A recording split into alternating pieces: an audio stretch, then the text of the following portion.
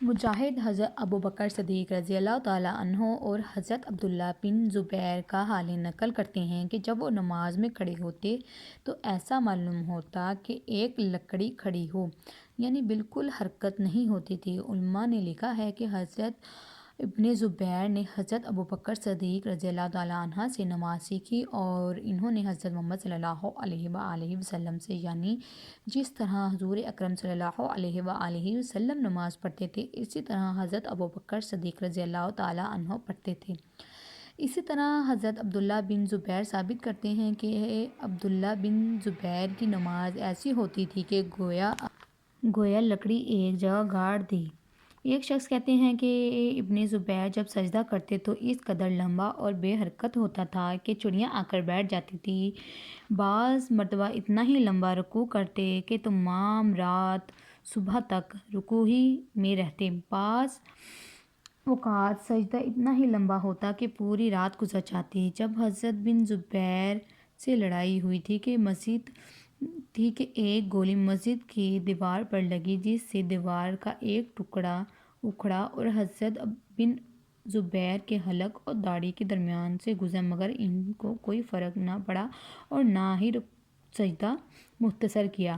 ایک مرتبہ نماز پڑھ رہے تھے کہ بیٹا جس کا نام ہاشم تھا پاس سو رہا تھا۔ چھت میں سے ایک سانپ گرا اور بچے پر لپٹ گیا اور چلایا۔ گھر والے سب دوڑتے ہوئے آئے، شور مچ گیا، اس سانپ کو مارا۔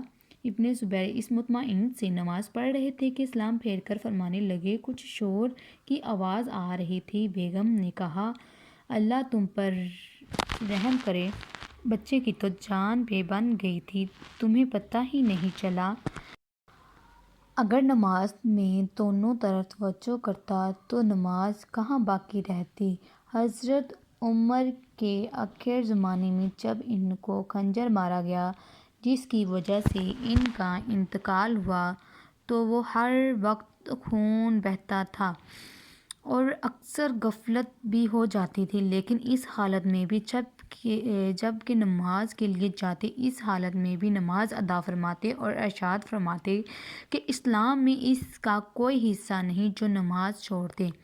حضرت عثمان تمام رات جاگتے اور ایک رکعت میں پورا قرآن شریف ختم کر لیتے۔ حضرت علی کی عادت شریف یہ تھی کہ جب نماز کا وقت آ جاتا تو بدن میں کپکپی آ جاتی اور چہرہ زرد ہو جاتا۔ کسی نے پوچھا، یہ کیا بات ہے؟ فرمایا کہ اس امانت کا وقت ہے جس کا اللہ عز و جل نے آسمان اور زمین اور پہاڑوں پر اتارا تو اس کے تحمل سے عاجز ہو گئے اور میں نے اس کا تحمل کیا۔ خلف بن ایوب سے کسی نے پوچھا کہ تمہیں نماز میں مکھی تنگ نہیں کرتی؟ فرمایا کہ فاسق لوگ حکومت کے کوڑے کھاتے ہیں، حرکت نہیں کرتے اور اس پر فخر کرتے ہیں اور اپنے صبر تحمل پر اکڑاتے ہیں کہ اتنے کوڑے ماریں حالت تک نہیں، میں اپنے رب کے سامنے کھڑا ہوں اور ایک مکھی کی وجہ سے حرکت کر جاؤں۔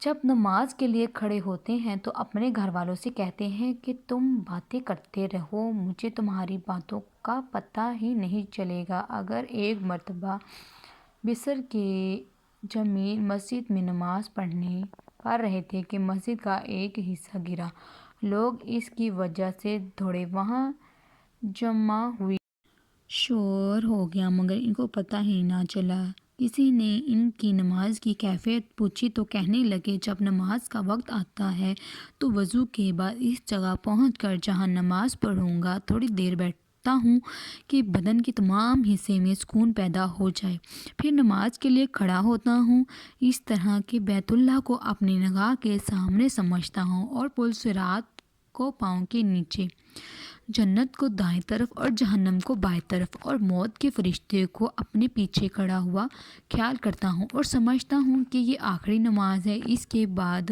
پورے پڑھتا ہوں اور اس کے بعد امید اور ڈر کے درمیان رہتا ہوں کہ نہیں معلوم قبول ہوئی ہو یا نہیں۔